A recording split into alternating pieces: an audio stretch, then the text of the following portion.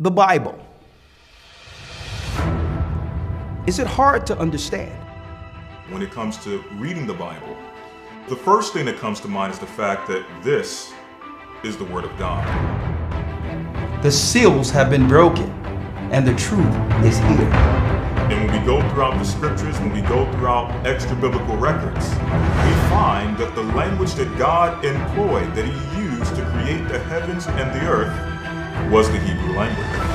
Christ said, I came for the lost sheep of the house of Israel. But yet no one, no religious leader, no religious church out there anywhere can now identify the 12 tribes of Israel. Can we? God is quite simple, but it seems as if man makes understanding Him hard. What are those mysteries? The truth of your book and the truth will make you free. The Hebrew and Bible Academy, you're invited.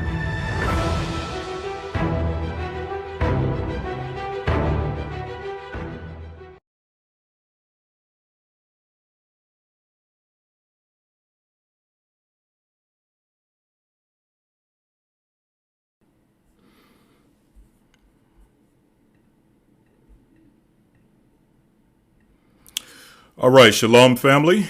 We should be good now as far as the sound goes.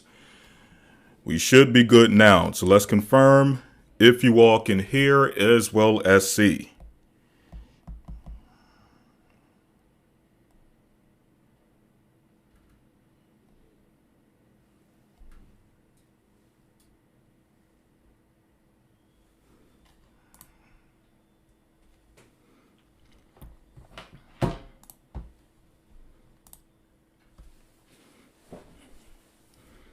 Okay, all is well. Okay, great. Great. All praise be to the Most High. First and foremost, I want to say Shabbat Shalom to you all who are alive with us on this broadcast, as well as those who will happen upon this in the future. This is Elder Lawyer filling in today for Elder Ricard. As you can all see, the topic of today's discussion is the GOCC Shabbat Q A. So if there's any questions that you have, now is the time to ask. But before we get into that, I first and foremost want to remind you all that yes, we have just officially entered another Hebrew and Bible Academy, which started last Sunday. Last Sunday, we had a beautiful lesson dealing with the creation of the universe. This week, we're going to be touching on a topic titled Tracing the Serpent Seed, Showing the Origin of Darkness. So if you're interested in that lesson, in which we'll be breaking down where and when sin entered into the earth, how corruption and evil entered into a world, whereas initially, as we all seen in the breakdown of creation, those who were present, you all saw that everything was made in order. Everything was good. So the question is, if everything was created good, where did evil come from? Well, we're going to discuss that in tomorrow's lesson. Also, some of you may be wondering about certain teachings and certain practices that have been or become commonplace in today's world. Things such as astrology, witchcraft, sorcery, the use of certain weapons, certain technologies. You may be asking yourself, well, where did these things come from? Well, again, we discussed that in our breakdown, Tracing the Serpent Seed, showing how certain things were taught, certain practices were taught in the earth, which would negatively affect mankind. So all of that and more will be discussed in tomorrow's lesson. Also for the Hebrew, we're going to be covering our first Hebrew prayer. So for those who are interested in the Academy, getting not only the Bible breakdowns, but also the Hebrew, along with the information that will be covered in the news, what you can do is go to historytimes.org, and there you'll get all the information you need on how to participate in the Academy. All right. Okay, so at this time, you all can, if you have any questions, you can ask. All right. I ask you all to first and foremost, please excuse the tardiness. We are dealing with some bad weather here, so that resulted in some power outages and things of that nature, but everything is good now. I'm here before you, right? So if you have any questions, please feel free to ask. Someone says, what are the things you can and cannot do on the Sabbath? That is a very good question, and we will answer that according to Scripture, right?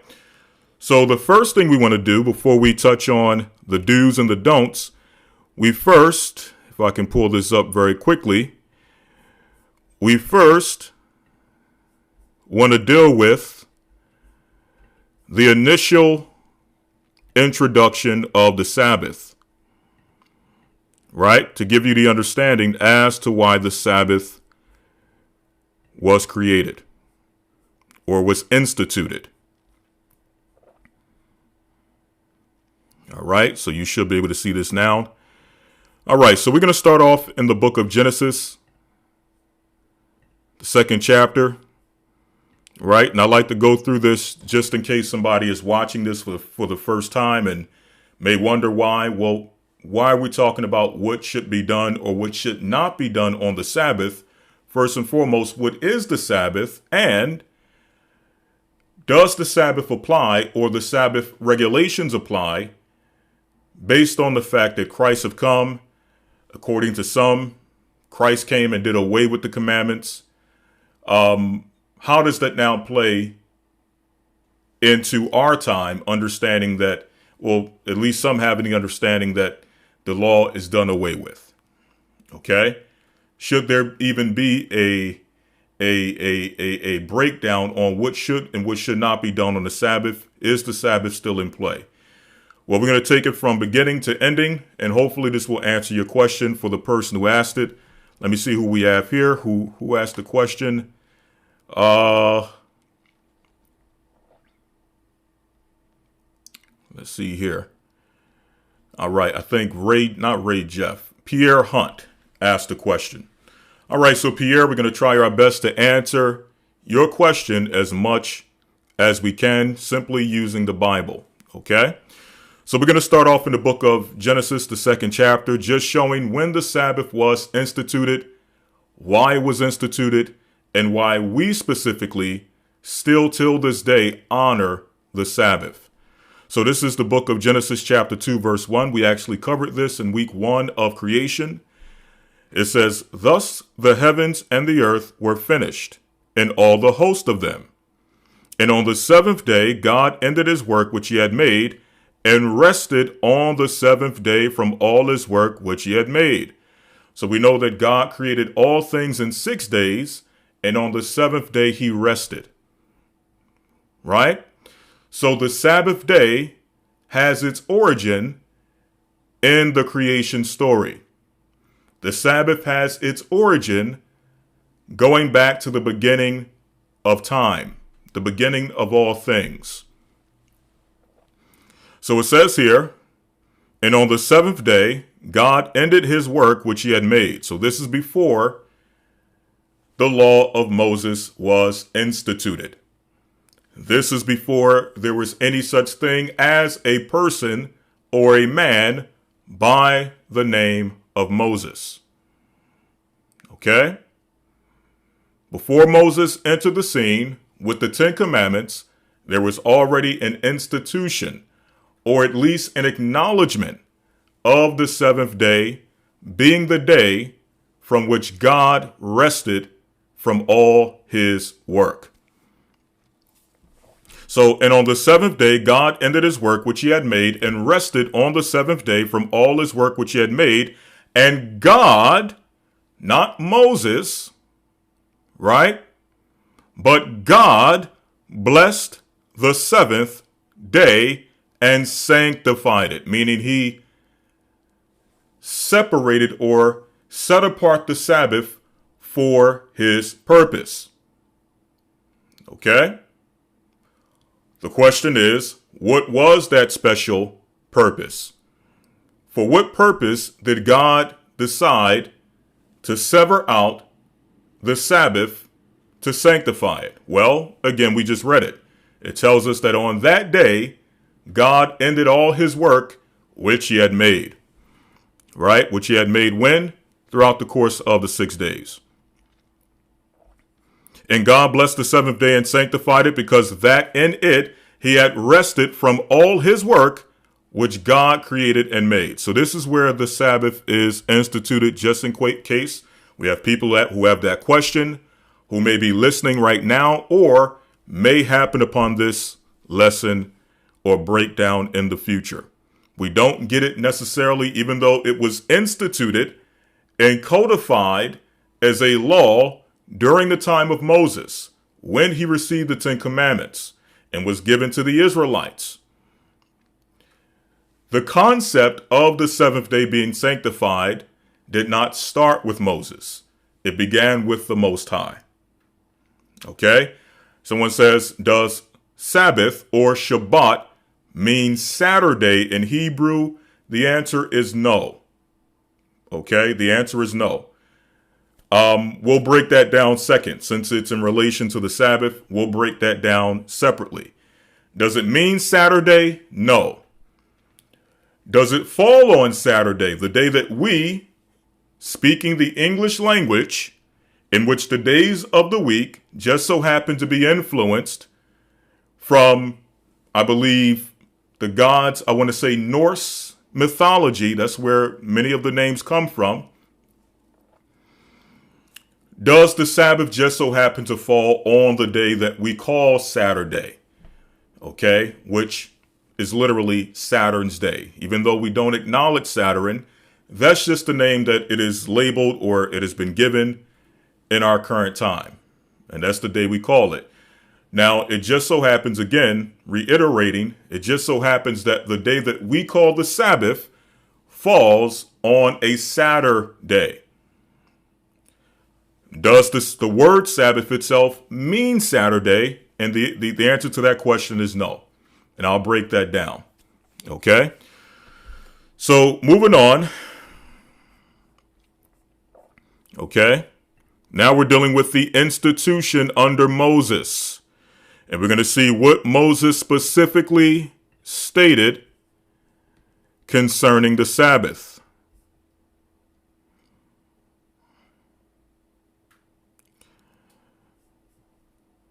Exodus 20, verse 8. Remember the Sabbath day to keep it holy. 6 days shalt thou labor and do all thy work. But the seventh day is the Sabbath of the Lord thy God. So we're going to simply look up, to incorporate the question that someone had, we're going to look up the meaning of Sabbath. All right, let me pull up another Bible program that'll make it easier for us to look up this word. Let me pull up a separate Bible program. Okay, and this is going to help us easily look up the Hebrew word for Sabbath. We're going to go to Exodus chapter 20 and verse number 8. Again, remember the Sabbath day to keep it holy. All right, let me pull up.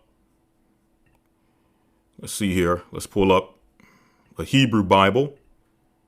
Okay, the BHS. Okay, and here's the word we're looking for. Okay, it says here Zakawar, remember, Oth being a direct verbal object, showing us what it is we should remember. What should we remember? Yawam, day, or the day. Ha-Shabbath, Sabbath, the Sabbath. Remember the Sabbath day. So let's click on this very quickly. The word Shabbat, I'm not sure if you can see that. Okay, not sure if you can see the pop-up. If not, I'll just read it. I'm not going to try to make sure. Okay, I'm not going to try to spend too much time making sure you can see it. I'll just read it. Okay, Shabbat or Sabbath. a day of rest. Okay. I want to get the actual definition of the word. Not necessarily an explanation of it, but the definition. So let me see if they can give me something that's going to simply give me, this is the vines. Okay, the Sabbath, the verbs. Now, this is what I'm looking for. The verb Shabbat is the root of Shabbat. 6 days you are to do your work, but on the seventh day you shall cease from labor. Okay? Sabbath rest. Right? So let me go back. Let me see if I can just get, I just want a basic definition of this word. Okay? This is from Mounce's Complete Expository Dictionary of the Old Testament, Old and New Testament. So it says Sabbath, the seventh day of the week in the Hebrew calendar, modern Saturday, with a focus of this day as the day of rest and worship, by extension, Sabbath, any day or year or period. So let me do this. Let me go to the blue letter because, again, I just want a simple breakdown of the word and its meaning. So let me go there very quickly. BLB, I'm just incorporating this. Someone asked, does Sabbath mean Saturday? The answer is no. But I want to make sure that you all can see this for yourself. Right? Exodus 20 and 8, we're in the blue letter. And let me pull this up so you can see it.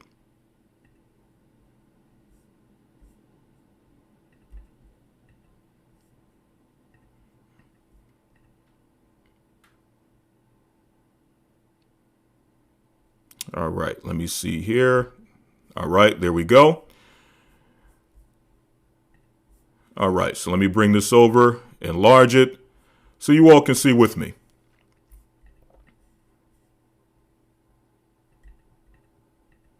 And then I'm pretty sure the question will come up. How do we know that the Sabbath is actually Saturday? We're going to show you that as well. Okay? To be more specific, Friday sundown to Saturday sundown. But how do we know that the Sabbath falls specifically on a Saturday? We're going to answer that as well. All right, so here we got the blue letter.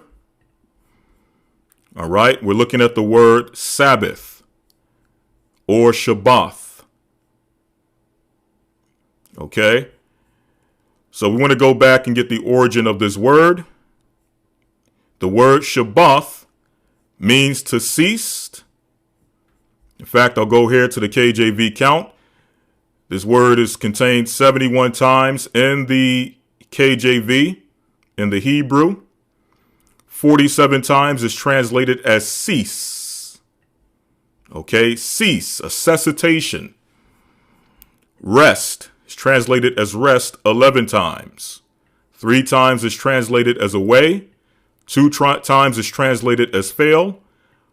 1 time is translated as celebrate, and 7 times is translated miscellaneously. Okay, but the word Sabbath means to cease or to rest. That's what Sabbath means. Okay, so again, to answer that question, Sabbath does not mean Saturday. However, the Sabbath does fall on the day that we have come to recognize as Saturday, which is the 7th day. Okay, so hopefully that answers the question for the person who asked it. Right, so now getting back to the actual regulations of the Sabbath, what can and what cannot be done? This is a question we get quite a bit. So I'm simply going through the Bible to show you what it specifically says pertaining to the Sabbath.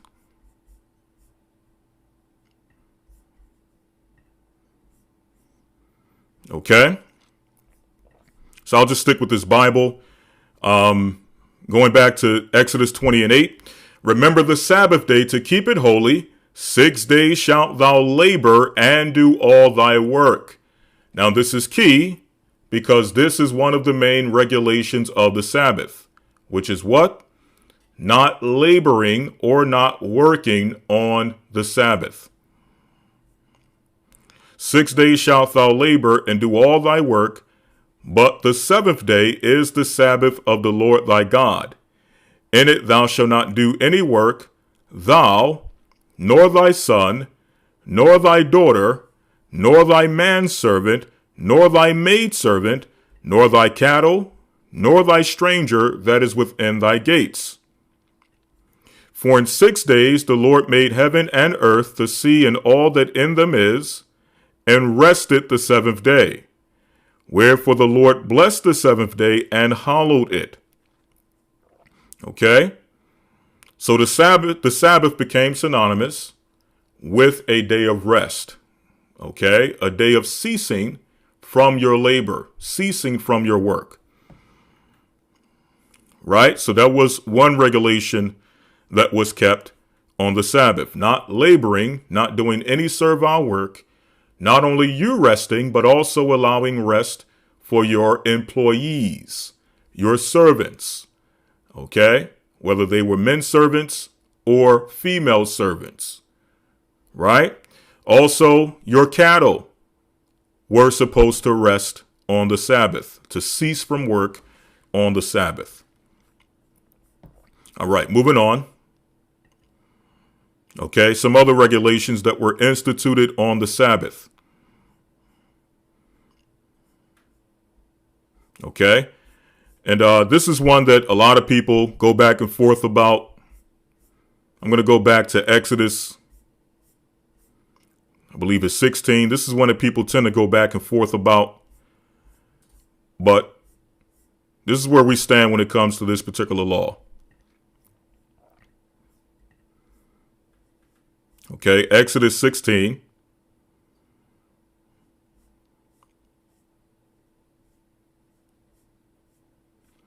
Let's see here. Exodus chapter 16. I'll start at verse number 14. And when the dew that lay was gone up, behold, upon the face of the wilderness there lay a small round thing, as small as the hoar frost on the ground. And when the children of Israel saw it, they said one to another, it is manna, for they wist not what it was, meaning they knew not. That's what wist means. They knew not or wist not what it was.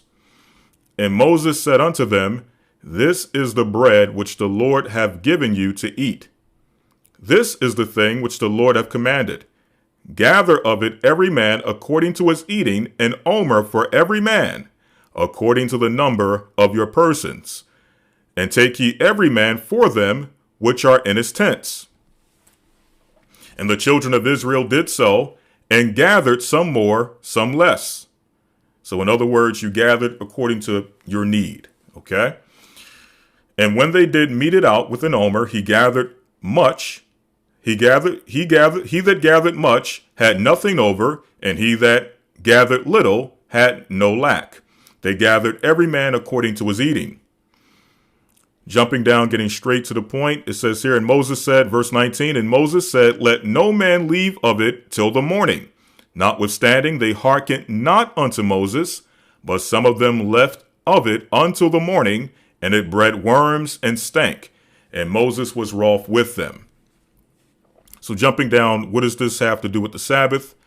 We're going to jump down to verse number 22, where it says, and it came to pass that on the 6th day, which was the day of preparation, by preparation meaning the day in which you prepare for the Sabbath. On the 6th day they gathered twice as much bread, 2 omers for one man.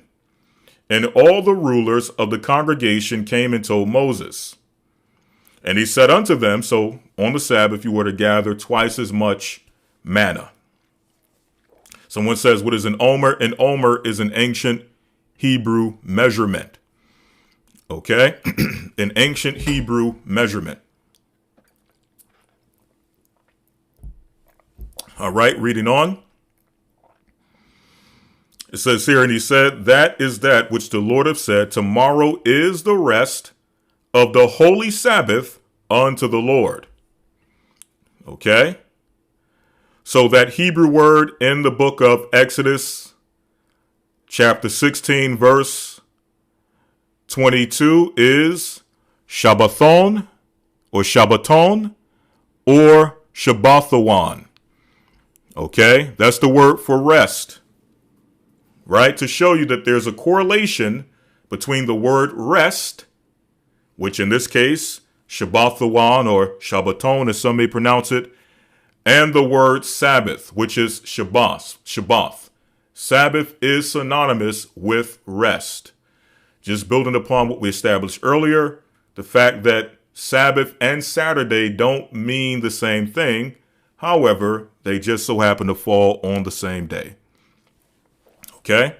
So it says here, tomorrow is the rest of the holy Sabbath unto the Lord. Bake that which ye will bake today, and seethe that which ye shall seethe today, or what ye will seethe, and that which remaineth over lay up for you to be kept until the morning. All right, so we told him to bake and prepare all that you need on the sixth day. Right? And they laid it up till the morning as Moses bade, and it did not stink. Neither was there any worm therein. And Moses said, Eat that today, for today is a Sabbath unto the Lord. Today ye shall not find it in the field. Meaning there will not be any manna coming down from heaven on the Sabbath day. So make sure you take twice as much on the sixth day. 6 days shall ye gather it, but on the seventh day, this is verse 26, which is the Sabbath, in it there shall be none. And it came to pass that there went out some of the people on the seventh day for to gather, and they found none. And the Lord said unto Moses, How long refuse ye to keep my commandments and my laws? See, for the Lord hath given you the Sabbath, therefore he giveth you on the sixth day the bread of 2 days. Abide ye every man in his place, and let no man go out of his place on the seventh day. So the people rested on the seventh day. So many people look at this particular law. Why did I go here? Many people look at this law and they say, well, this shows that you're not supposed to prepare food on the Sabbath. Okay? And if that is something that is on your conscience to tell you that I should not prepare food on the Sabbath, don't prepare food on the Sabbath. Okay? If that's on your conscience.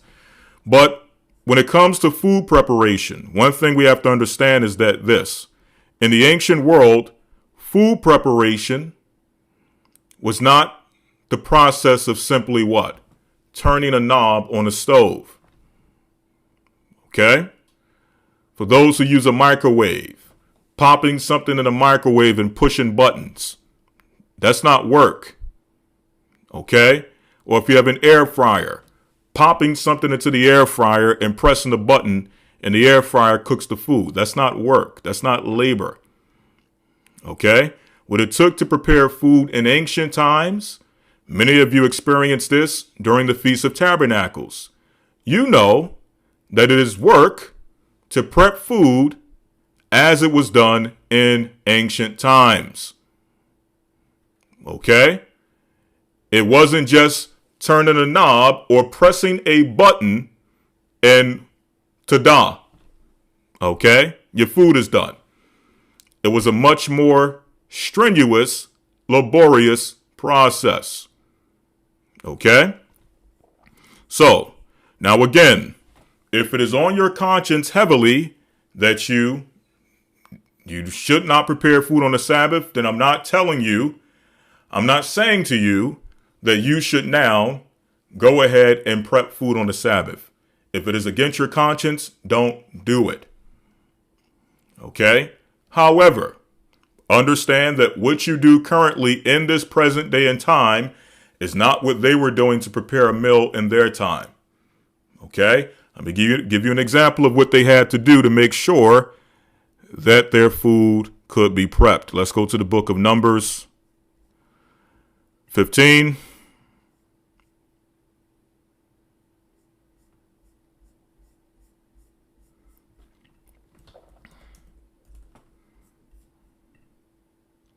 All right, Numbers 15 and 32.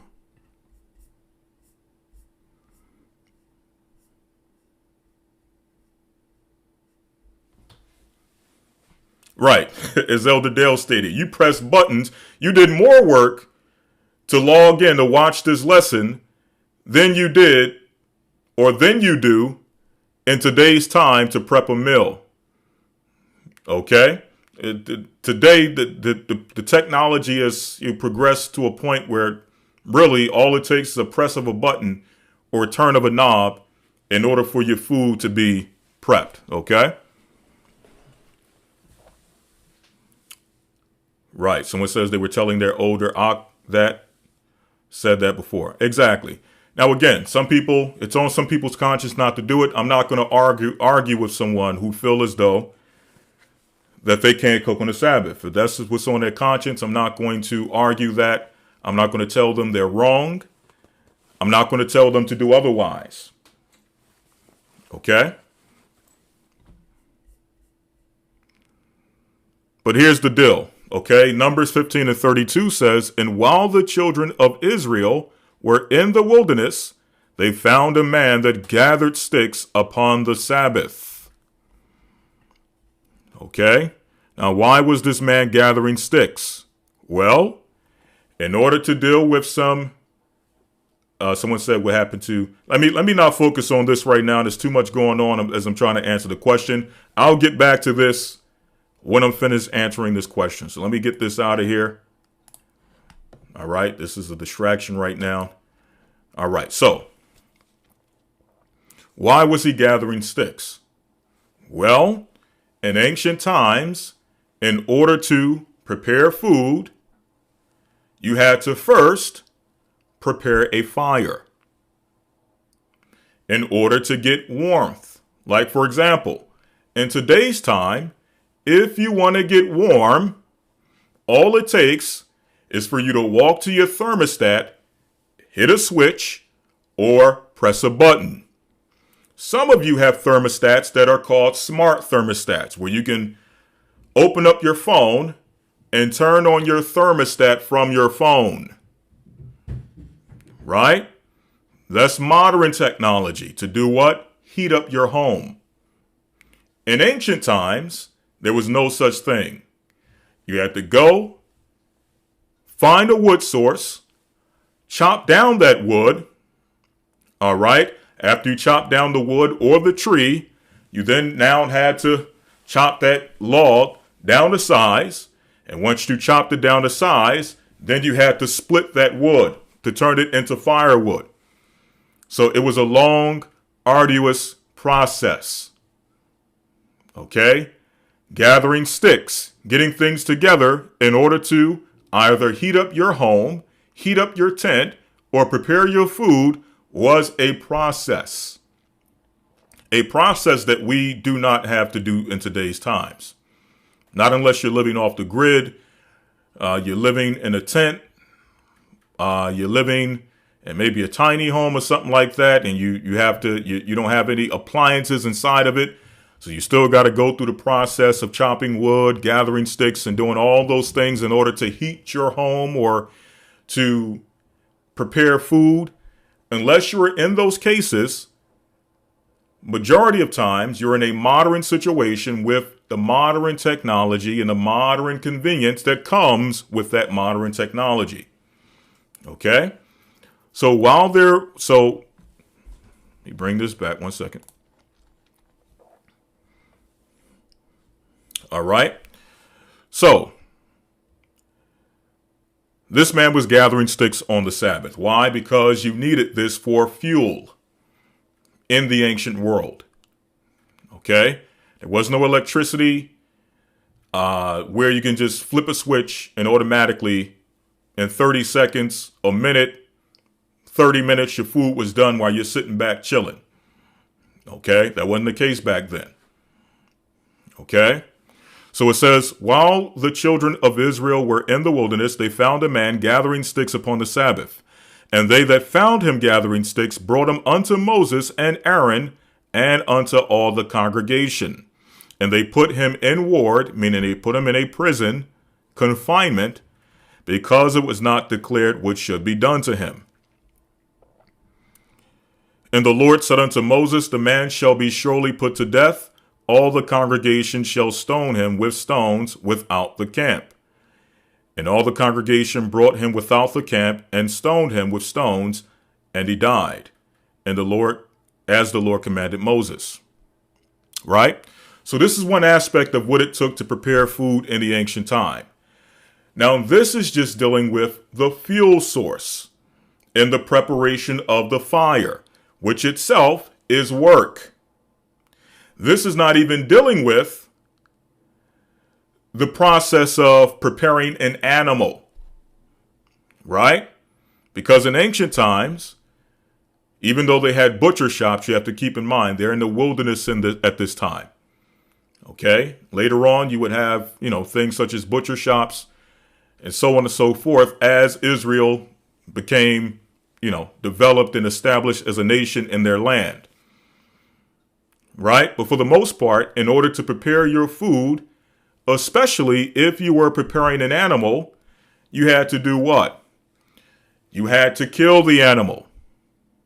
You had to drain out the blood. You had to remove the skin. You had to chop that animal down into parts. Okay? Wash the animal, clean it, and then prepare it for a meal. Okay? So again, in the ancient world, it took work to prepare food. Okay? Let's think about this for a second. Let's go back to an example. Let's give a quick example. Okay, let's go to the book of Genesis, chapter 27 and verse number 3. Now therefore take, I pray thee, thy weapons, thy quiver, and thy bow, and go out to the field, and take me some venison, and make me savory meat, such as I love, and bring it to me, that I may eat. So this is Isaac telling Esau to go and hunt venison, which is deer, to bring back that venison and prepare it as a meal so that Isaac could now bless Esau before he passed. Now we know obviously that didn't take place. We know that Esau went out and hunted the venison, right? However, Jacob beat him to the punch. But I'm simply using this as an example to show what it took in ancient times in order to provide and prep a meal. It wasn't some pre-cut pieces of chicken or pre-cut pieces of beef or pre-cut pieces of venison or pre-cut pieces of pigeon or pre-cut pieces of goat, right? You had to actually take live animal, okay, an animal from the livestock, or in this case, an animal from the wild, and prep that animal from start to finish. It took work. Now, you simply go, you open the refrigerator, you grab your pieces of chicken that have already been pre-cut. All the work has been done for you. The only thing you're doing is adding what? Salt, pepper, and whatever else you add to your chicken. Okay? Your beef products. You're opening your fridge and taking out a steak in which all the work has been done for you. The steak has already been cut off from the cow. It's already been butchered. Right? Pre-cut lunch meat. The work has already been done for you. Okay? Some people say, well, you're not supposed to kindle a flame. Well, you're not kindling a flame. You're turning a knob. Kindling a flame is actually doing what it takes, what many of you do during the Feast of Tabernacles, what many of you have done during the Feast of Tabernacles, which is taking sticks, rubbing them together, okay, trying to get the fire going. That's what kindling a fire is. Turning a knob on the stove is not kindling a fire. It's not preparing a fire. Kindling is the actual process, the ancient process that it took, whether you're using a stone, whether you're rubbing sticks together, Just that whole process that it took in order to what? Prepare fire. Okay? Someone says they prefer to cut their own chicken. If you prefer to cut your own chicken, hey, you like it, I love it. Okay? But it's much Salakia, less work than it took in ancient times to prepare a meal. Okay, so I'm using this as an example. So we're going to carry on. Okay, it says, now therefore take, I pray thee, thy weapons, thy quiver, and thy bow. He didn't say, take your salt, take your pepper, take your onion powder, take your curry powder, and just sprinkle it on some meat that's been already cut for you. That's not what Isaac said to Esau. Okay? Isaac said, do what? Get your weapons, your quiver, which is the carrying case for your arrows, and your bow, and go out to the field. Not go to the refrigerator, but go out to the field and take me some venison. Hunt me some deer. And make me savory meat, such as I love. And bring it to me that I may eat, that my soul may bless thee before I die. And Rebekah heard when Isaac spake to Esau his son, and Esau went to the field to hunt for venison. You had to hunt for your food. Okay? Now, in this story, it's beautiful because we have two examples. We have the example of what it took to go out and hunt an animal, but we also have the example of what it took to simply go amongst your livestock and take an animal from your livestock and prep it. So now, for the sake of time, we're going to jump to that example of going to the livestock and taking an animal for preparation.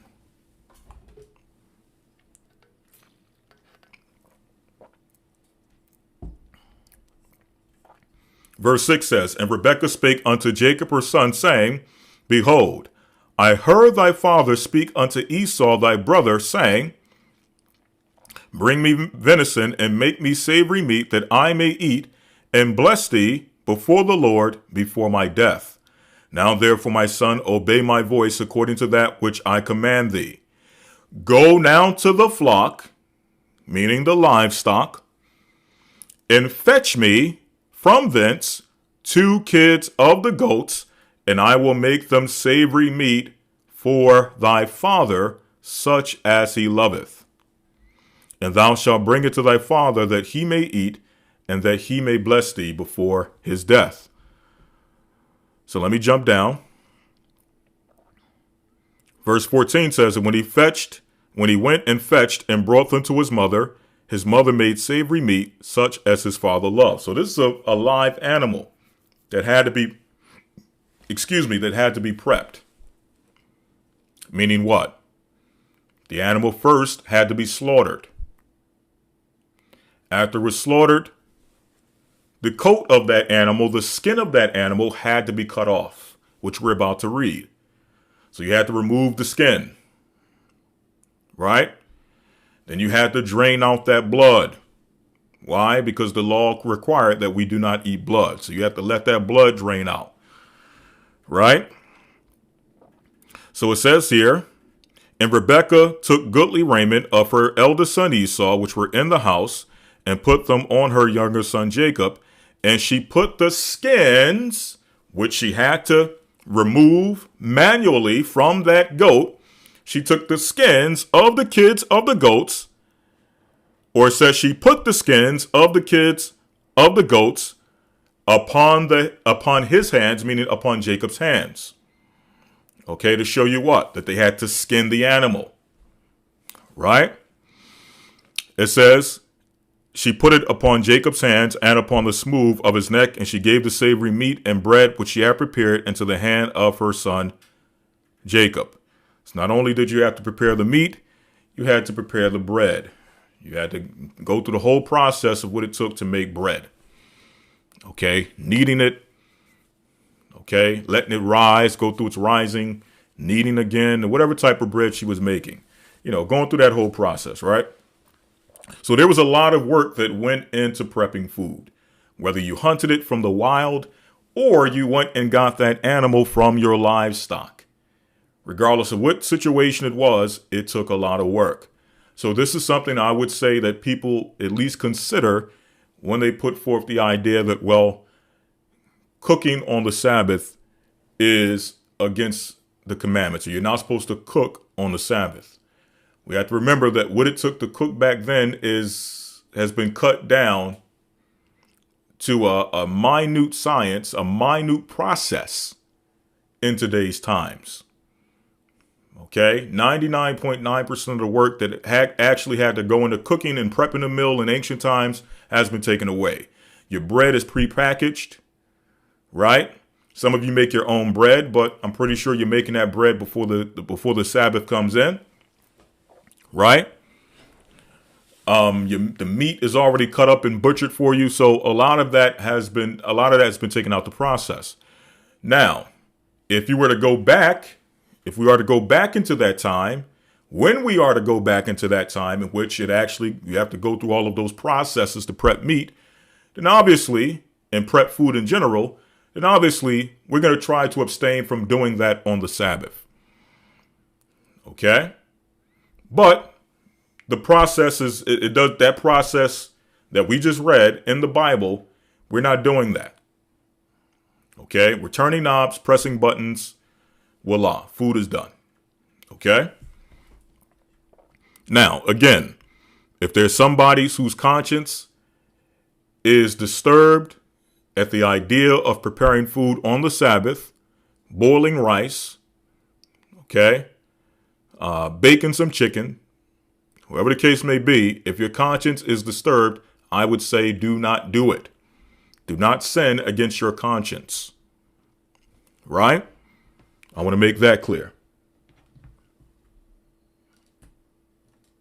All right.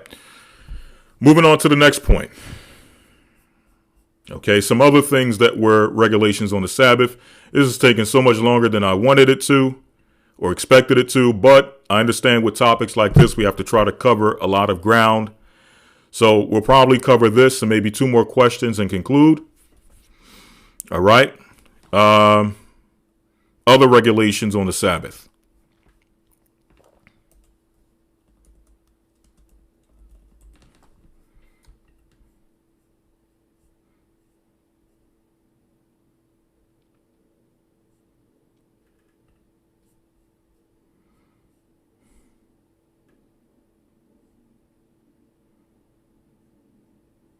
All right, we're going to go to the book of Nehemiah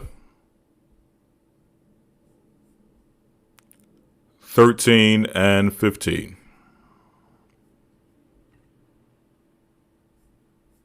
Nehemiah 13 and 15.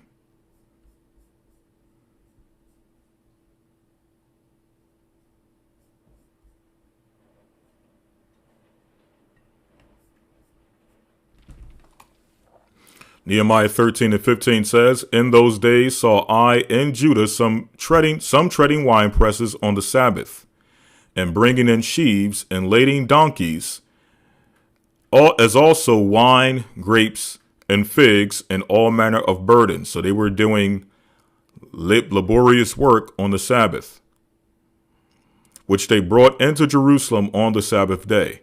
And I testified against them in the day wherein they sold victuals.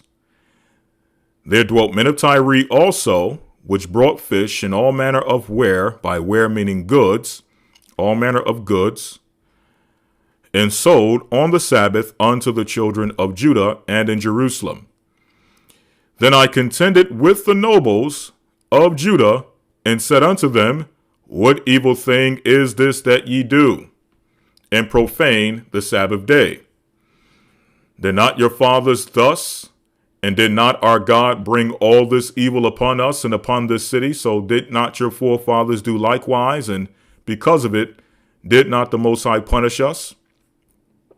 So reading on, it says, verse 19, "And it came to pass that when the gates of Jerusalem began to be dark before the Sabbath, I commanded that the gates should be shut, and charged that they should not be opened till after the Sabbath." This is why Christ says, "Pray that your flight be not on the winter, nor on the Sabbath day. Why?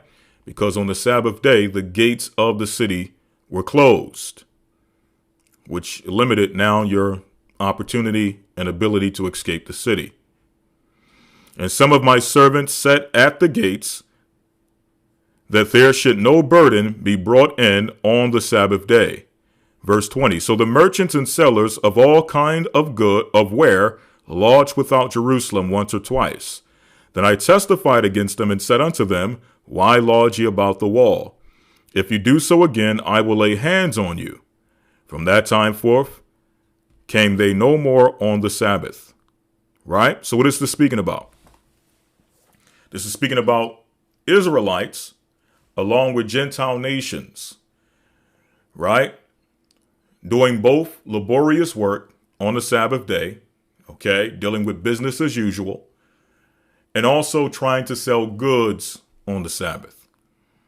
Okay, so what is this showing us? Also on the Sabbath, we could not deal with our normal business as usual business transactions. Okay? We could not deal with that on the Sabbath. Okay? The process of buying and selling. We did not do that on the Sabbath. Okay? So on the Sabbath, we abstain from what? Buying and selling. Business transactions. Dealing with business as usual. Okay?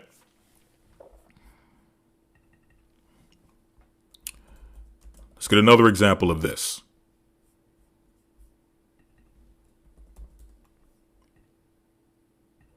This is the book of Amos, chapter 8 and verse number, I'm going to start at verse number 4. Hear this, O ye that swallow up the needy, even to make the poor of the land to fail, saying, When will the new moon be gone, meaning the new month, be gone, that we may sell corn? In other words, when will the holy day be over so that we can now go back to business as usual? To show you that normally on the holy days or on the Sabbaths, we did not deal with business as usual, business transactions. Okay? Merchandising and so on and so forth. We didn't deal with those things on the Sabbath. Okay? And the Sabbath that we may set, it says, saying, when will the new moon be gone that we may sell corn, to show you that usually they didn't do it on the Sabbath. However, it's showing the carnality of our people. Okay? In our people's minds, it got to a point where it's like, when will this be over? Instead of acknowledging the Most High's new months and his Sabbaths, the mindset was, when will this be done? When will this be over so that I can get back to business as usual? Okay? In the Sabbath, that we may set forth wheat, making the ephah small and the shekel great. Meaning making the ephah small, meaning making the product small, making the product go away, and making the shekel great. Okay? So, in other words, when it says making the ephah small, let me get rid of all the wheat, okay? All the heaps of corn, so that the money can roll in. Showing you the carnality of our people as it pertains to the Sabbath. This is the book of Amos, chapter 8, verse 4 through 5. Now, I'm going to come back to this because this actually relates to a scripture that many people refer to when it comes to Sabbath regulations. And they put a broad, they use this scripture, and I understand why. Okay, I understand why the scripture is used to bring everything under a broad spectrum of what can and cannot be done on the Sabbath. But in context, the scripture we're going to go to, which is Isaiah 58, is dealing with a specific act that was being done on the Sabbath. Okay, it's not necessarily covering, and again, I understand why people use it. Okay, but the scripture is dealing with a specific type of thing that was being done on the Sabbath. Okay, and we're going to explain that in a moment. And then we're going to go to Christ, right?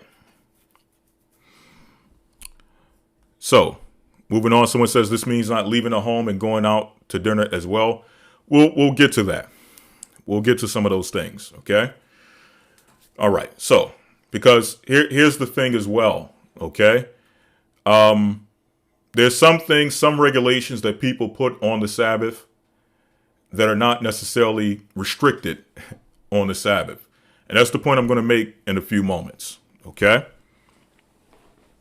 Right, Isaiah 58. You understand where I'm going, right? And again, that's a scripture that people use pretty much to cover a broad spectrum of things that should and should not be done on the Sabbath. But when we look at the context in which we're going to do, right, we're going to show you that it's dealing with a specific type of thing, right, that people were doing on the Sabbath, and it relates to what we're reading here in the book of Amos.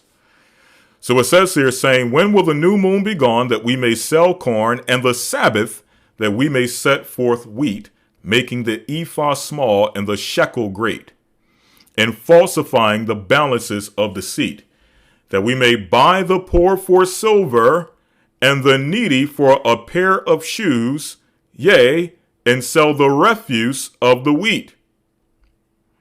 The Lord hath sworn by the excellency of Jacob, surely I will never forget any of their works. Okay? So they were hoping for the Sabbath to be finished so that they can get back to business as usual.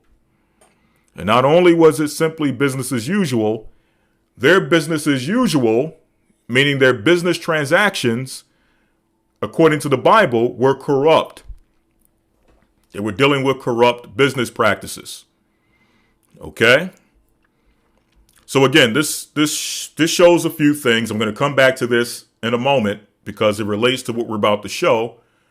But one thing it shows is that, of course, when reading this, it shows us that we normally did not sell on the Sabbath. That's why they're saying, when will the Sabbath be over that we may sell wheat and corn and buy servants and things of that nature? Why? Because we didn't do those things on the Sabbath. However, it also shows the mentality and the carnality of our people and some of the practices we were dealing with in this time period. Okay? So now that brings us to Isaiah 58.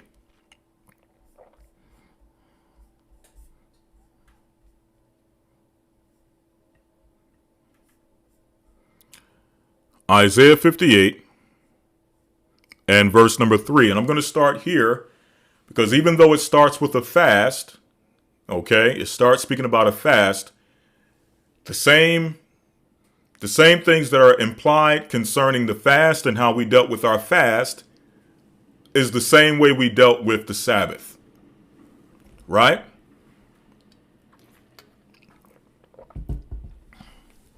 Isaiah 58 in verse 3 says, wherefore, meaning why, have we fasted, say they, and thou seest not?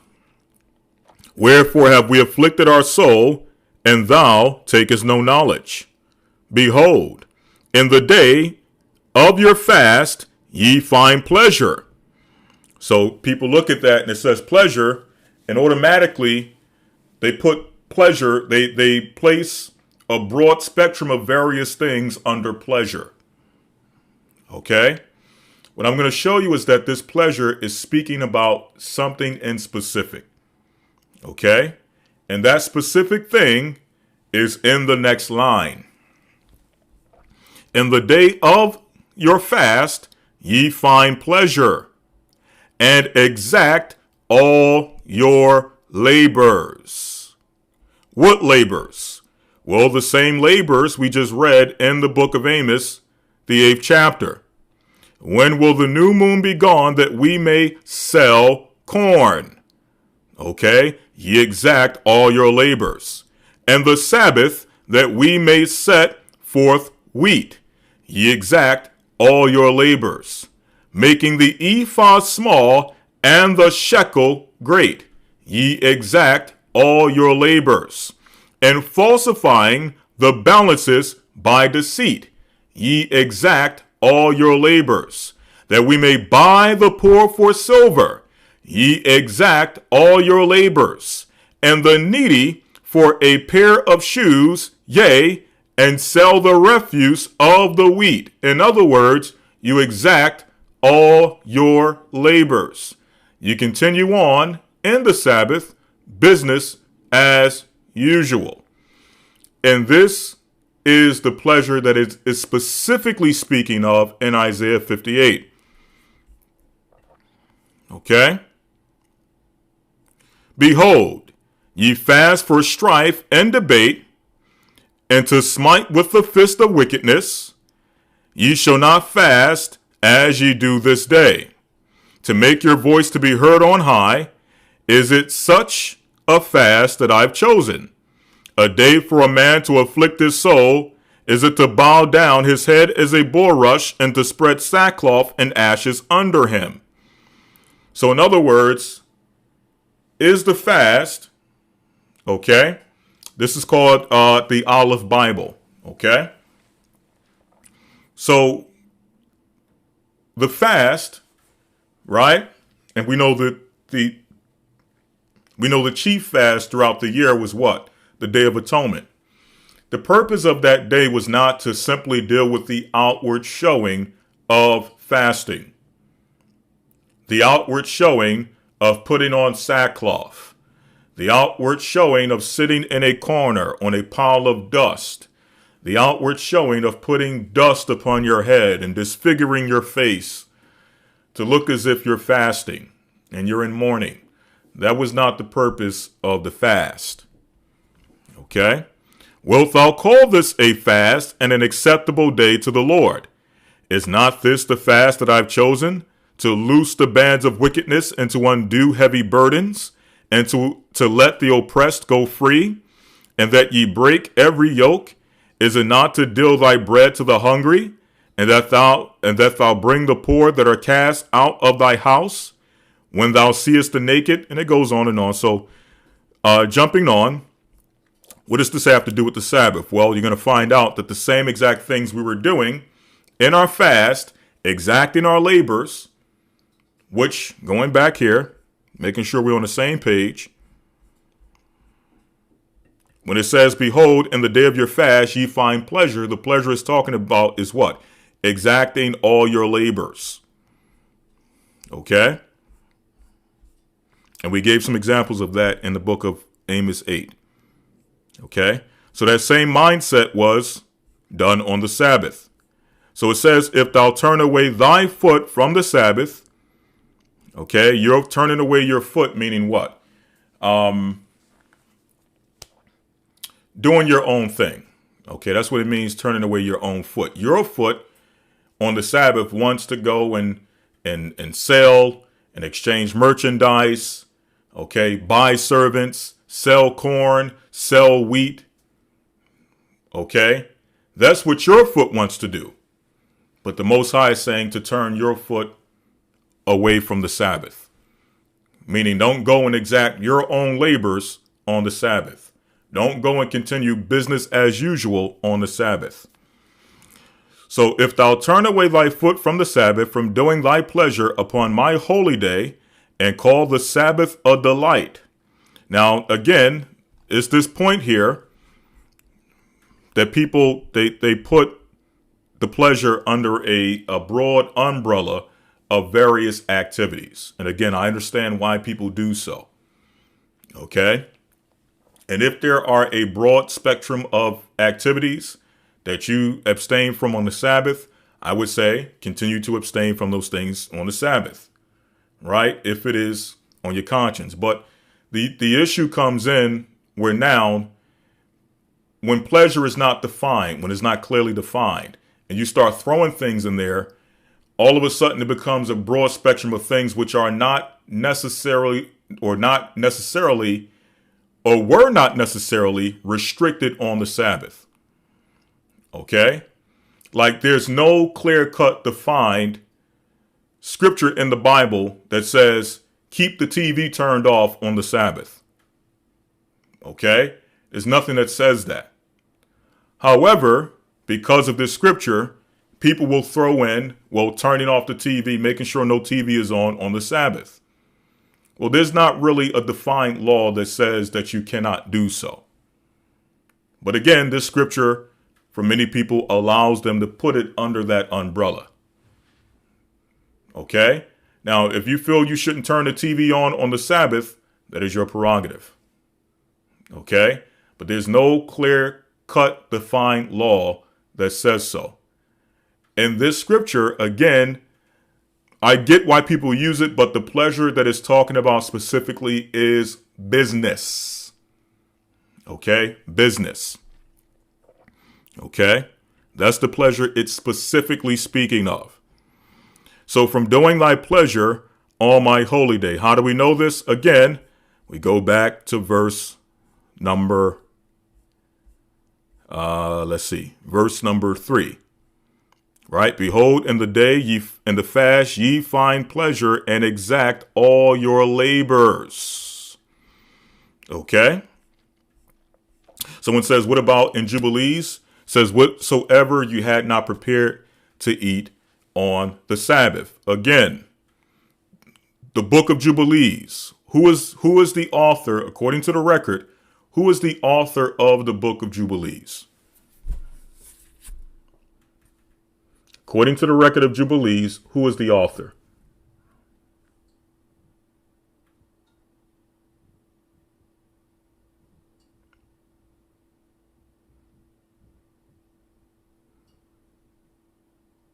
Who is the author of Jubilees when you read the record of Jubilees?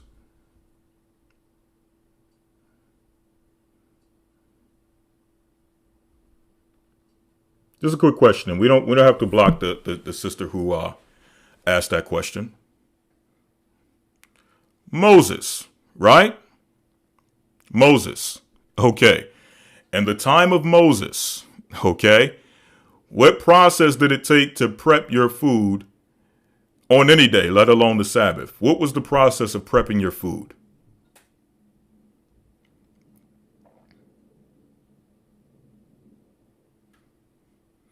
Did they have microwave ovens and air fryers and ovens and all those things in the time of Moses? Or did they have to do like actual real work to prepare food in the time of Moses?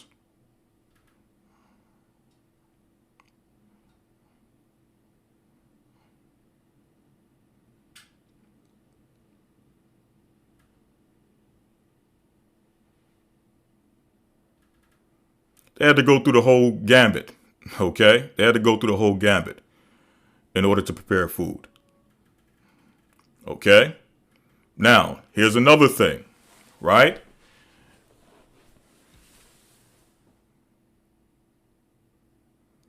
Exactly.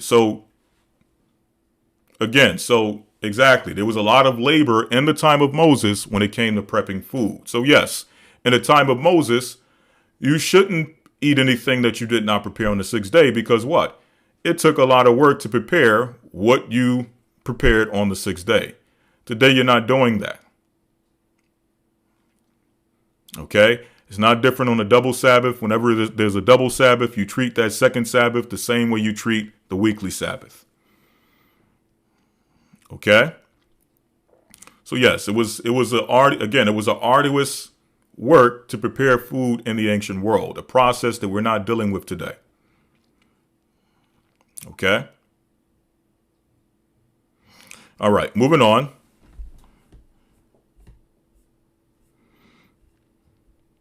All right, moving on. So if thou turn away thy foot from the Sabbath, from doing thy pleasure on my holy day, and call the Sabbath a delight, the holy of the Lord honorable, and shall honor him, not doing thine own ways. What are the own ways that it's talking about? Again, going back to verse number 3. Behold, in the day of your fast, because again, the same things they were doing on their fast or during the fast day, they were doing on the Sabbath, or trying to do on the Sabbath. Behold, in the day of your fast, ye find pleasure and exact all your labors. What labors? Again, going back to the book of Amos, the 8th chapter. Amos, the 8th chapter. Saying, when will the new moon be gone, that we may sell corn? That's the labor it's talking about.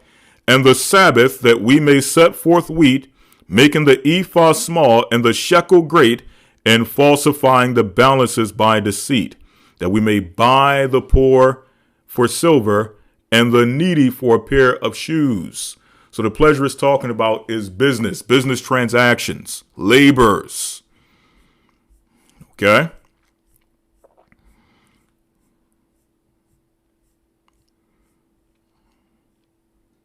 All right. The holy, going back here, says here, verse number 13, if thou turn away thy foot from the Sabbath, from doing thy pleasure on my holy day, and call the Sabbath a delight, the holy of the Lord honorable, and shall honor him, not doing thine own ways, nor finding thine own pleasure, nor speaking thine own words. So now what is this talking about?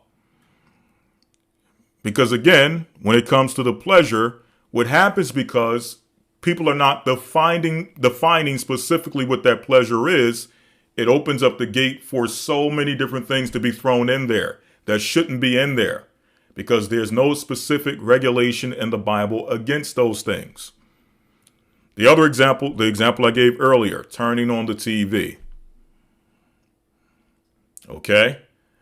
Someone may say, well, taking a walk in the park, that's your pleasure. You can't do that on the Sabbath. Well, there's really no regulation in the Bible that says you can't take a walk in the park on the Sabbath. Okay. There's no regulation on that. Okay. But people throw it in there because it says thou shalt not do thy own pleasure. So we have to clearly define what that is. Okay. And then it goes on to say, not speaking thine own words. So what does that mean? Does that mean that you can, okay, I'm using my own words now. Does that mean that what I'm doing right now is against the Sabbath because I'm using my own words, my own vocabulary? What does that mean? Okay. So these things have to be defined so that we're not just throwing things in there. Like if you say, okay, if you ask your wife to get you a bottle of water from the fridge, that's you using your own words. Okay? You can't say that on the Sabbath. Okay? Not speaking your own words. You can't ask your son to make his bed on the Sabbath because that's using your own words. Okay? This is what happens if you don't clearly define what it's talking about. Okay?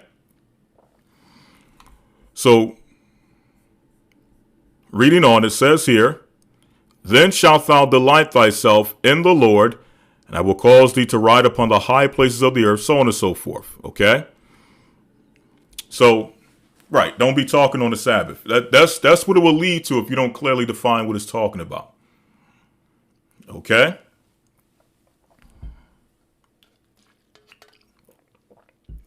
And we understand that that's not what it's talking about. Okay? Yes, restaurants, in a perfect world, in an idyllic world, restaurants shouldn't be open on the Sabbath. However, we're in a time when you got brothers and sisters who have to work on the Sabbath for whatever reason. You got brothers and sisters who may work in a restaurant, and it just so happens that they have to work in that restaurant on the Sabbath. Okay? That's where grace comes in. Until their situation changes, they're in a situation in which they must do what they have to do to support their family. And we don't get into the process of telling people that you need to quit your job on the Sabbath. Why? If that's what they need to do to take care of themselves and their family, to keep a roof over their head, unless you're going to supplement that and make sure that they have what they need to keep a roof over their head, clothes on their backs and their children's backs, and food in their bellies, it's not up to you to tell somebody what they can or cannot do on the Sabbath as it pertains to work.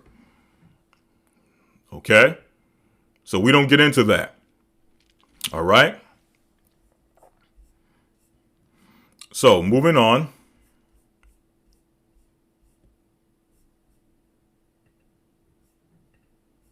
All right. Now moving to the New Testament.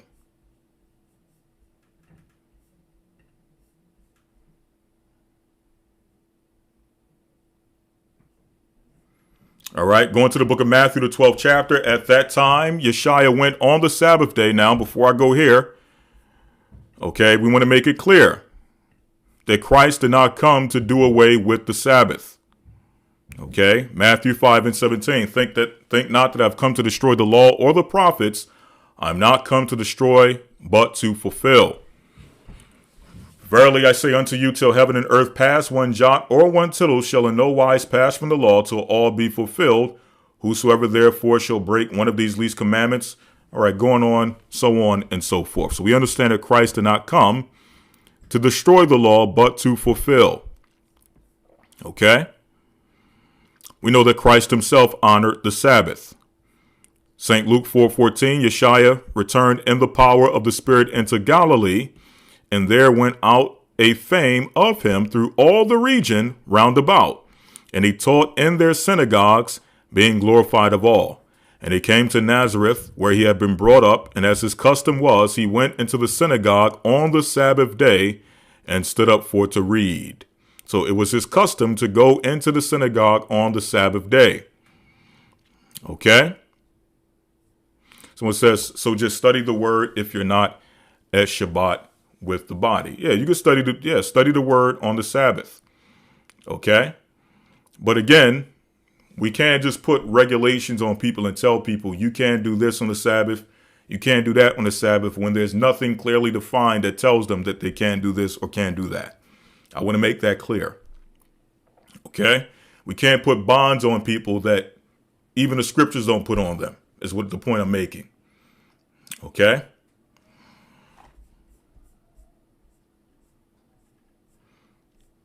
All right, moving on.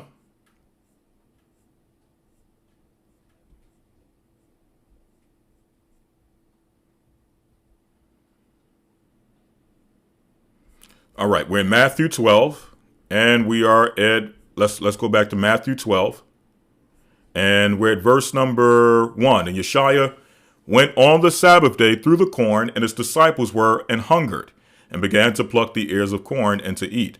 But when the Pharisees saw it, they said unto him, Behold, thy disciples do that which is not lawful to do upon the Sabbath day. Right? So the Pharisees came along and saw Christ and his disciples going through the field and plucking ears of corn to eat on the Sabbath. And the Pharisees said that you're breaking the Sabbath by doing such. Verse 3 says, But he said unto them, Have ye not read what David did when he was an hungered, and that they that were with him, how he entered into the house of God and did eat the showbread, which was not lawful for him to eat, neither for them which were with him, but only for the priest? Or have ye not read in the law how that on the Sabbath days the priest in the temple profane the Sabbath and are blameless? Meaning what? In the temple every Sabbath, the priest did what? They offered sacrifices. In fact, if I'm not mistaken, on the Sabbath, the priests offered twice as many sacrifices as they did on the regular days of the week. So that same process we just discussed, going back to the book of Genesis 27, of taking an animal, skinning it, draining the blood, washing it, and prepping that animal for a sacrifice, all of that was done by the priest in the temple. Okay? On top of that, the other priestly duties that had to be fulfilled on the Sabbath. So Christ said that if you are to look at what the priest did on the Sabbath, they profaned the Sabbath every Sabbath by the works that were instituted by the priest or by the Most High for the priesthood on the Sabbath, yet they were blameless. Okay, so what is Christ showing? Christ is showing what? Even in the Old Testament, there was grace. Okay? Even as it pertained to the Sabbath. Okay, there was some level of grace. Specifically, someone who is working and doing the Most High's work on the Sabbath, right, as the priests were doing on the Sabbath, because they wasn't doing that work for their own pleasure or for themselves, that was instituted by the Most High. Okay, So in instances in which someone is working and laboring in the Most High's vineyard, there is liberty. Okay? There's liberty. So reading on, okay? And I'll give an example. This is a personal example. And I'm not saying anyone should follow this example. This is just simply an example of something that we did on the Sabbath when it came to being out there street preaching, right? There'll be days in which it is brick cold out on the street. Okay? There'll be days in which you would be up maybe the whole night before, and you get out there in the time of street preaching, or you're traveling to another city and you're out there street preaching. What happens? You get tired. Okay? You need refreshment. Okay? So there will be times on the Sabbath as we are preaching that obviously, according to the Bible, we didn't deal with transactions on the Sabbath. We didn't buy or sell. However, while we're laboring in the Lord's vineyard, okay, and we need refreshment, what do? There's a Dunkin' Donuts there. Go get some coffee. Go get some tea. Okay? So normally, under the Sabbath restriction, just going to the Dunkin' Donuts or getting whatever the case may be, normally you probably wouldn't do so. However, when you're laboring in the Lord's vineyard, there's liberty. Okay? There's an exercising of grace. Okay? So if someone asks, like someone asked earlier, should you go to a restaurant on the Sabbath? Under normal circumstances, probably not. Okay? However, when you're laboring and operating in the vineyard, there is liberty. Okay? If you're parched, if you need refreshment because you're out there standing for hours on end, either in the cold or in the heat, you need something to drink, go get some coffee, go get some tea, go get some water, go get some refreshments so that what? You can continue on with laboring, doing the Most High's work. Okay? So someone may see you in there in the coffee shop getting the coffee and say, hey, you breaking the Sabbath. Just like they were doing to Christ when he was getting corn out of the field. Not realizing that what? Christ and his apostles were laboring on the Sabbath. And therefore dealt with the liberty that they were given as laborers on the Sabbath. Okay? Now, am I saying this should be used as an excuse just to go out willy-nilly and do certain things on the Sabbath? No, that's not what I'm saying. This is simply an example of liberty. Okay? So, moving on, it says here, or have you not read in the law how that on the Sabbath days the priests in the temple profane the Sabbath and are blameless? But I say unto you that in this place is one greater than the temple. But if ye had not known what this meaneth, I will have mercy and not sacrifice, you would have not condemned the guiltless. So Christ is saying that him and his apostles are guiltless in what they're doing. Why? Because they're exercising liberty on the Sabbath. To do what? To be able to further have energy to do the Most High's work on the Sabbath. Okay? So it says here, for the Son of Man is Lord even of the Sabbath day. The Son of Man is Lord even of the Sabbath day. Now, people take this to the extreme and say, well, if Christ is the Lord of the Sabbath, then that means the Sabbath is done away with. That's not what it's saying. Okay? It didn't say Christ is the Lord of the first day or Christ is the Lord for Sunday. Okay? It says he's the Lord of the Sabbath.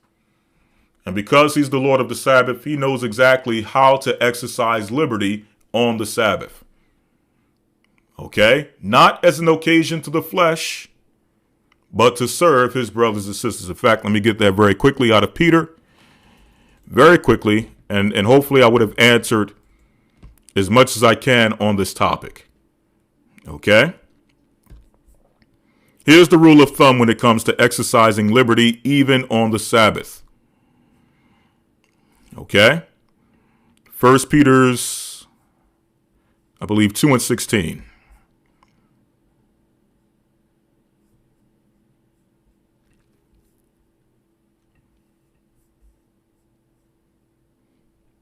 I'll start at verse number 15. For so is the will of God, that with well-doing you may put to silence the ignorance of foolish men. Okay, let me see if I can start up just a little bit more. In fact, I'll start there. That's fine.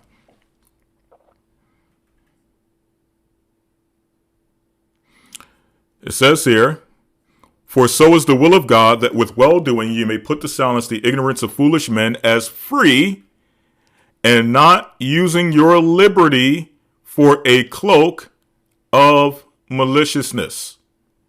Meaning you're not using your liberty to fulfill your own flesh. Okay? But as the servants of God. As servants of God, laboring in the vineyard of God, you have liberty. Okay? Honor all men, love the brotherhood, fear God, honor the king. Okay? So what's an example of that liberty? We've seen an example with Christ and his apostles. Okay? In a normal circumstance, you probably wouldn't find yourself going through corn on the Sabbath. But in laboring in the Lord's vineyard, you're famished, you're hungry, and you need energy because you've been teaching and you're about to go do some more teaching. So what do? You replenish yourself. You use liberty to replenish yourself to go on and continue with the Lord's business. Okay? So that's an example of liberty on the Sabbath. Hopefully that answered the question as far as Sabbath regulations. I've spent way too much time on this, but I wanted to make sure that we covered as much as possible. All right. All right. Yes, Elder Recall says no fasting on the Sabbath. Normally, we would not fast on the Sabbath.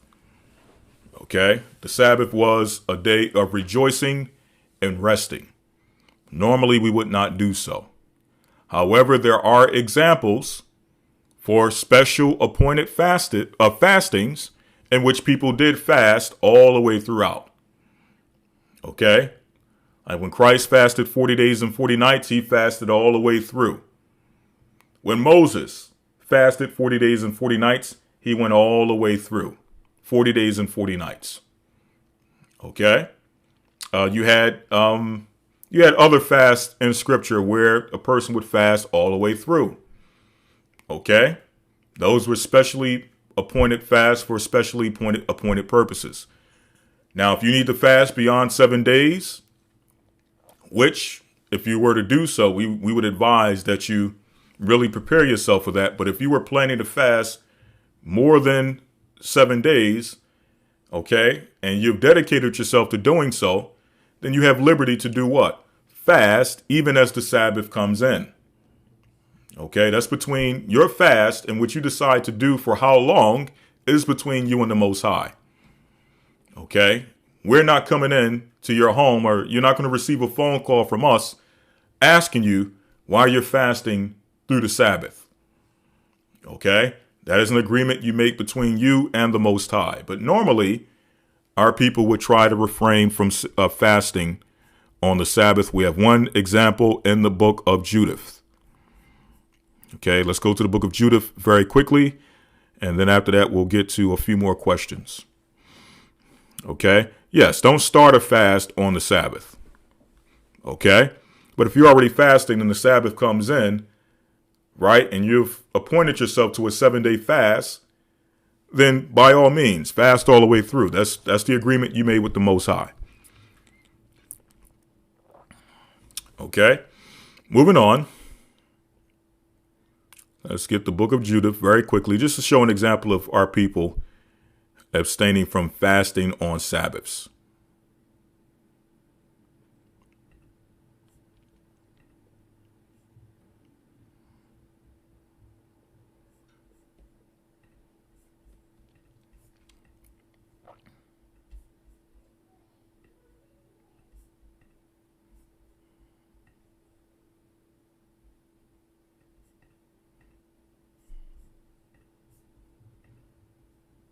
One moment.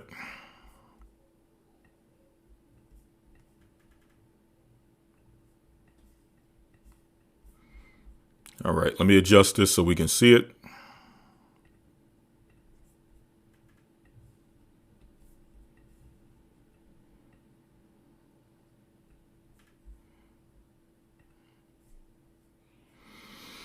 All right, we're going to the Apocrypha, and we're going to go to the book of Judith. All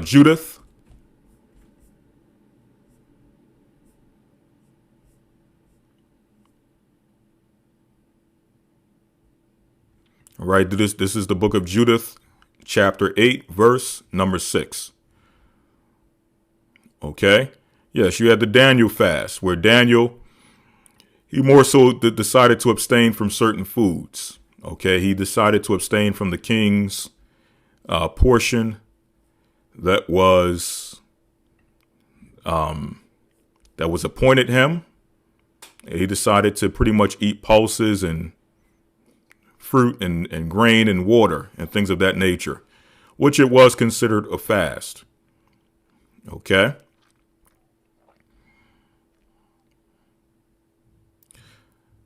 All right, where are we at?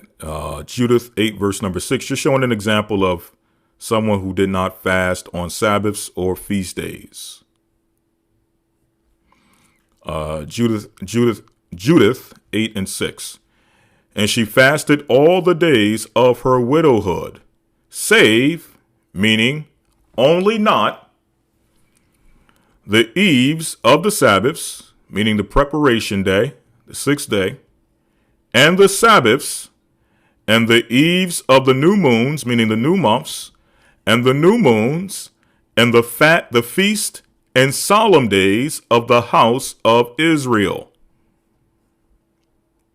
Again, and she, the she being Judith, fasted all the days of her widowhood, save the eves of the Sabbaths, and the Sabbaths, and the eves of the new moons, and the new moons and feast and solemn days of the house of Israel.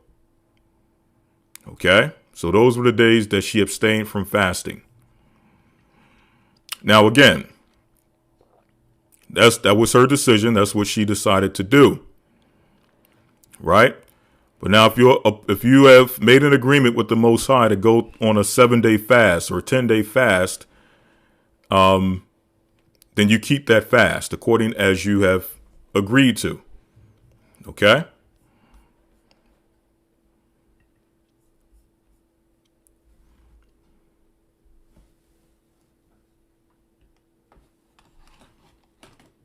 All right, I'll just take a few more before we close out.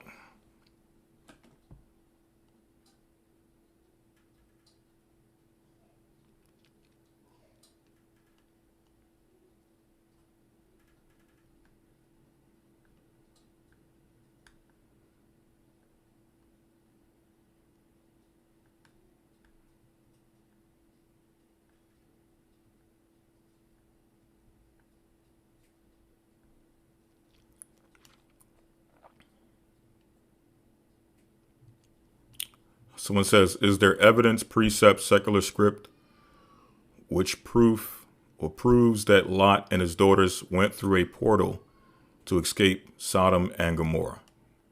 It's actually in the story of Sodom and Gomorrah.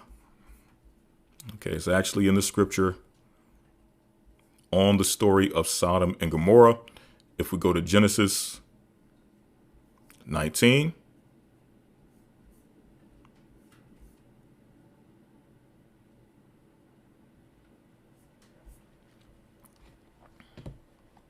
Right, Genesis 19.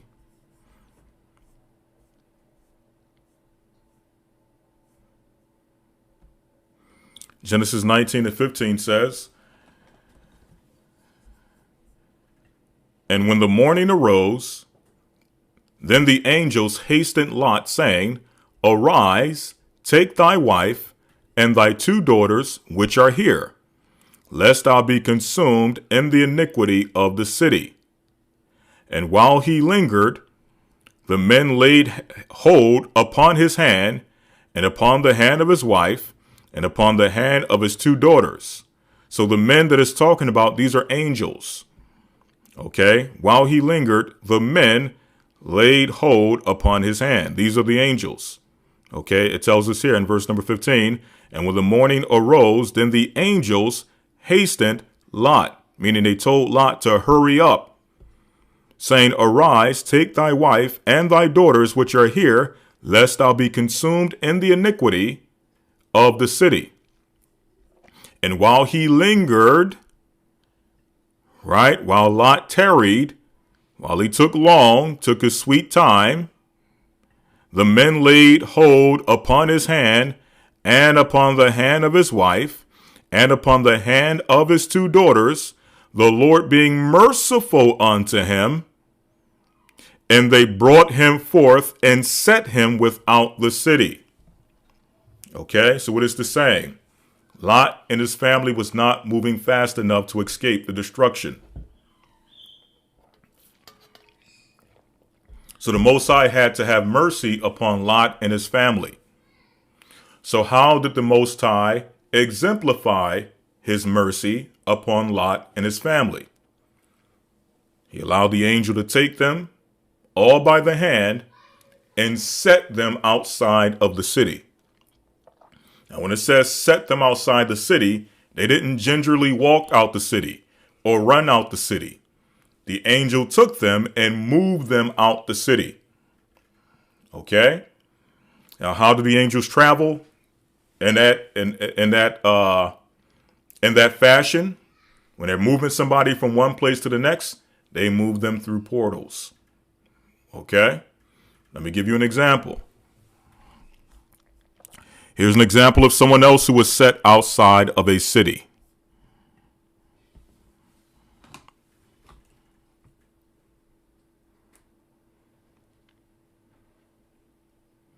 Let's see here. Here's an example of someone else who was set outside of a city.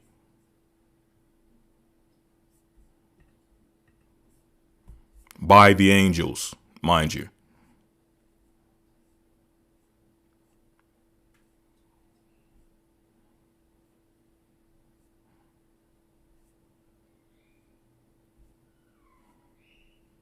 Okay, this is the story of Bel and the dragon. Okay, and the Apocrypha. Bel and the dragon. Let me pull it up so you can see it.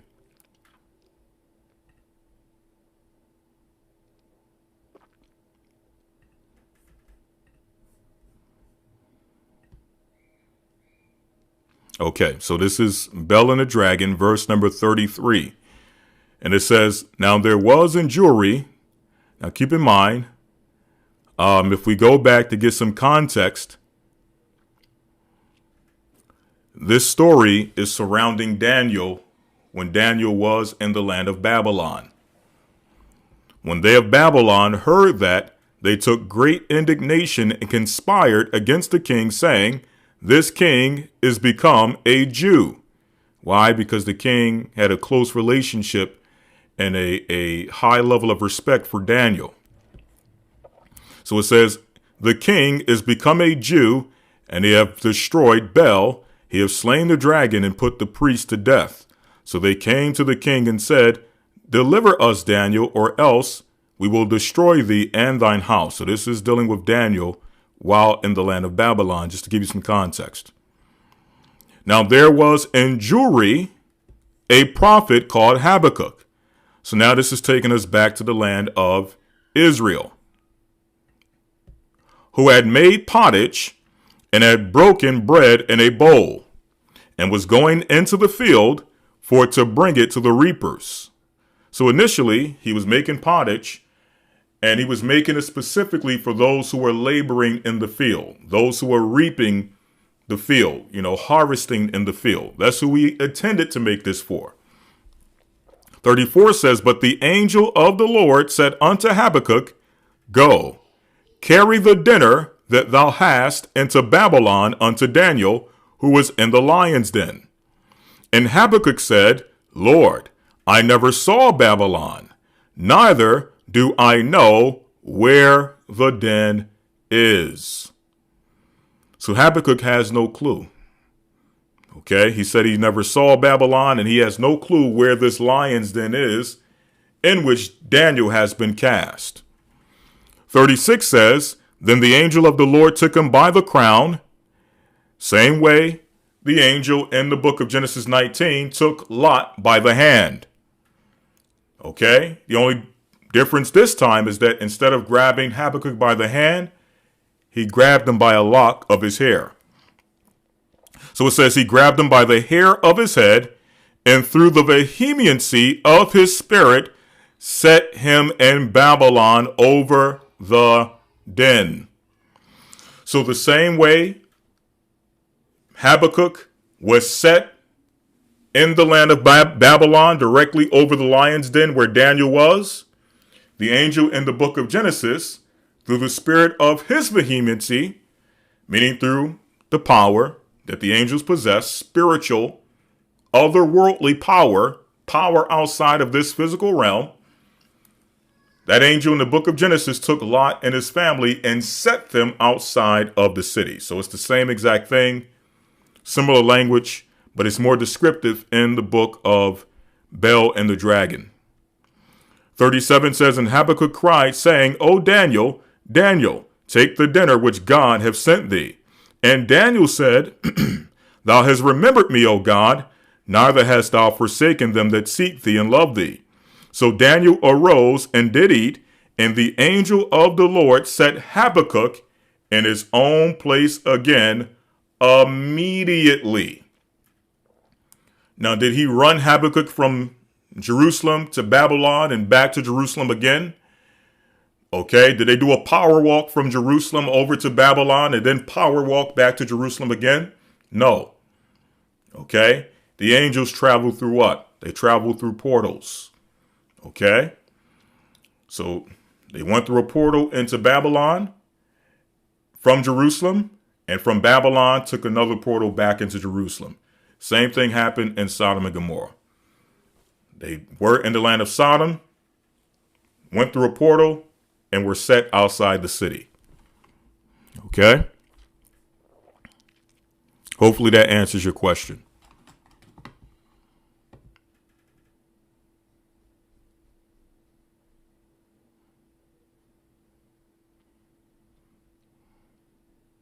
Right, as Elder Rock said, teleport. Okay? Teleport. All right, we'll take one more before we close out. Okay.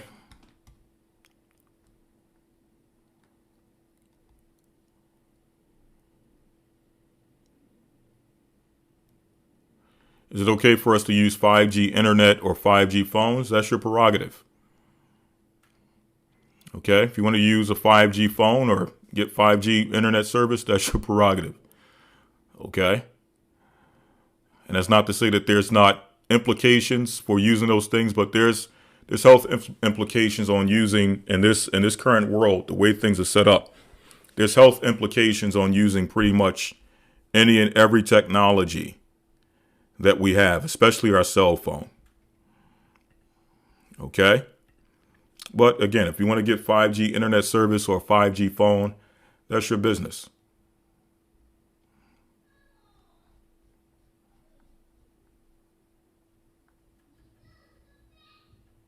Okay. Can a woman divorce a man due to her being in an abusive relationship? Questions like that, we try to make sure we answer through counsel. I can give a general answer, but again, I want to make sure I give counsel personally on that, because what happens is now we have to kind of describe or get an understanding of what's meant by abusive. Okay. And we got to get both sides of the story. Just in general, if a woman is being physically abused, and I'm assuming that's abuse, the abuse you're talking about, usually we would advise her to get out of that situation. Okay. When we say get out of it, we mean get to a safe place until we're able to deal with some level of resolve. And if it's to the point where the person that she's dealing with is dangerous and doesn't want resolve, he just wants to harm the sister, then we would advise the sister to, deal with what you would normally deal with in the world when you're being pursued by somebody or assailed, which is what? Go to the authorities. Okay. But yeah. And Thawada El Iraq, please in the chat, in the chat. I know y'all trying to help, but sometimes I'll be looking in the chat when it comes to marital advice. Y'all be giving some terrible advice. Okay? So for the sake of not giving this sister any terrible advice, look, please, sister, go through the proper channels, send an email to gocccsouth@yahoo.com and get yourself some counsel. Okay? So that we can get the ins and outs of what's going on. Okay? Because I'll be seeing some terrible relationship advice popping up in this chat. Okay?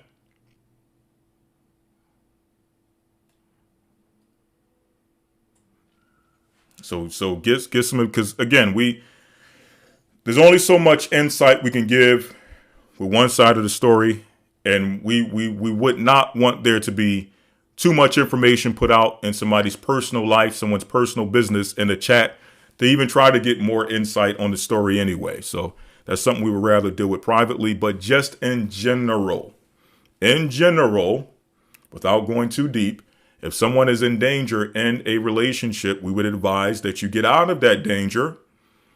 And if the person only wants to continue to pursue you to do more harm and more danger, put you in more danger, then there's laws in place in the society to make sure that you are protected. Okay?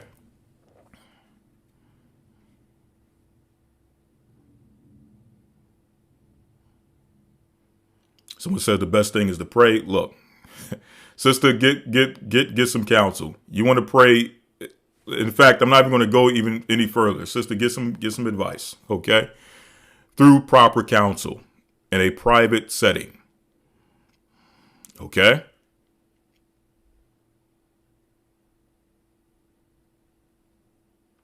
Would we as Israelites be considered apostolic? It depends on what you mean by apostolic. Okay, if you mean by what was established by the apostles under Christ, what he left behind, yes, we would be in that degree considered apostolic. Okay, trying to establish as closely as possible the ministry and the offices that were left behind by Christ to his apostles. In that case, yes. But if you're talking about apostolic as a denomination of modern Christianity, that's something different. And in that regard, I would say no. Okay? Is it a sin to wear pants? No. Okay? If a woman is going to wear women's pants, that's not against the law. The law is against cross-dressing. Now, if a sister comes out dressed like Allen Iverson or what are some other celebrities out there? Some male celebrities. If a sister comes out trying to dress like Mike Tyson or somebody like that, then yes, that's the Bible is against that. That's cross-dressing. Okay? But if a sister is dressed as a woman and you know that she's a woman based on what she has on, the Bible is not dealing with that. Okay?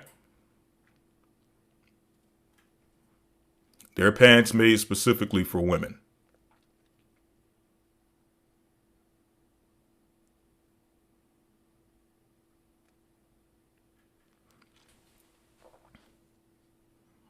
Yeah, a lot of these questions, I think we've answered these questions. These may be some new people, okay?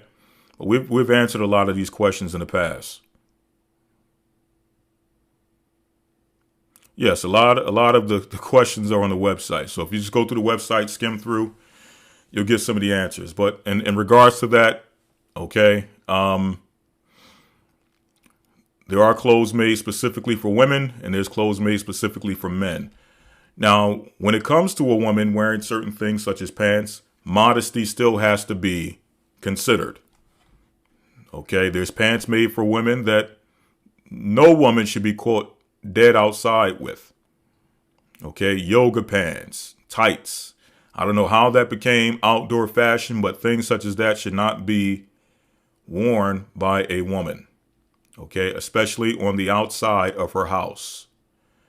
But there are articles of clothing such as pants that are made for women, okay, that still exhibit some level of modesty. Okay?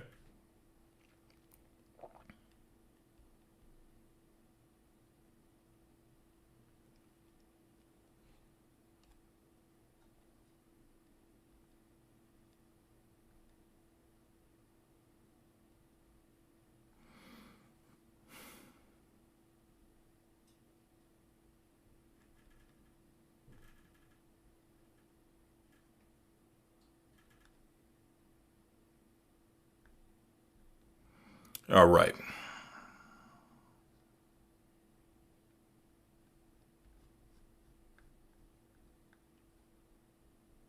How can you join the body in Philadelphia?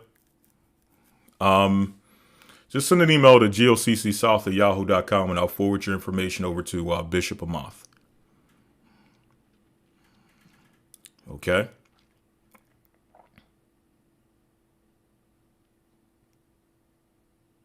Can we cook for the food for the holy days and our special days, or keep fast on the Day of Atonement? Okay, on the Day of Atonement, we fast. On holy days, yes. Okay. We make sure that food is prepared for holy days. Okay. How do you get counsel if you don't have a body of believers? Just send an email to GOCCSouth@yahoo.com. Okay. All right. With that, I know you guys still have questions, but we've been here for how long? It's going on 2 hours. So at this time, we're going to conclude with the Q&A. If you have any more questions, send them to gatheringas1@AOL.com and we'll get to them as soon as possible. Also, be sure to go to our website, especially for those who are new. A lot of the questions that we're seeing here are questions that 9 times out of 10 are answered on the website. Also, we'll try to make sure we do more of these to incorporate more of your questions. Obviously, we can't answer everything in this time span. However, hopefully the questions we did answer did offer some level of insight on certain things that you may have had questions on. Okay. So with that, I want to say blessings, shalom, and may you all enjoy the rest of your Sabbath. Shalom.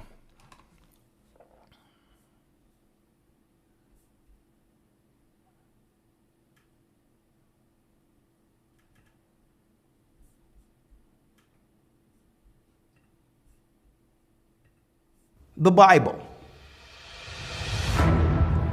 Is it hard to understand?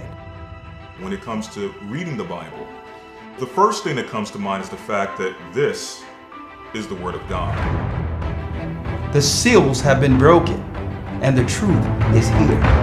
And when we go throughout the scriptures, when we go throughout extra biblical records, we find that the language that God employed, that He used to create the heavens and the earth, was the Hebrew language. Christ said, I came for the lost sheep of the house of Israel. But yet no one, no religious leader, no religious church out there anywhere can now identify the 12 tribes of Israel. Can we? God is quite simple, but it seems as if man makes understanding Him hard. What are those mysteries? The truth of your book and the truth will make you free. The Hebrew and Bible Academy, you're invited.